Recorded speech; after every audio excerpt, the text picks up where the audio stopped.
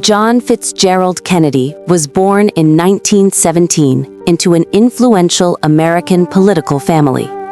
From a young age, his life was filled with illness, chronic back pain, repeated surgeries, and constant physical suffering, pain that he hid behind a smile. Yet from that fragile body grew an unbreakable determination.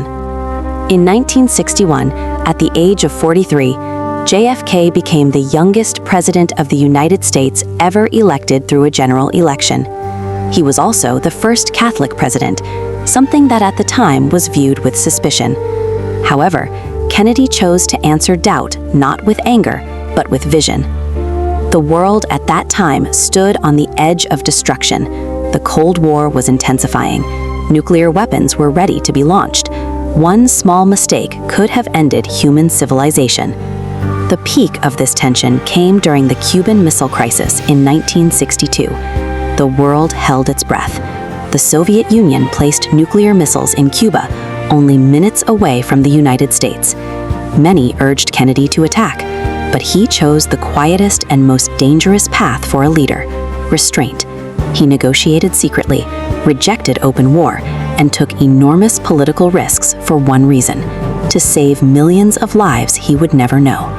Historians later agreed that Kennedy's decision at that moment may have prevented a nuclear war.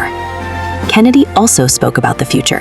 He challenged his nation to go to the moon, not because it was easy, but because it was hard. He pushed for civil rights amid racial division. He spoke of service, not comfort. But his life was short. On November 22, 1963, in Dallas, Texas, John F. Kennedy was shot during an open motorcade. He died at the age of 46.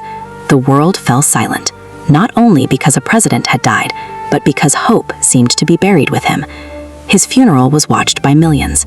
A young son gave a final salute to his father, an image forever etched into history. Kennedy once said, "Ask not what your country can do for you. Ask what you can do for your country." He left too soon, but his words, his courage in restraining war, and his belief that the future could be better ensure that his name lives on far beyond his lifetime.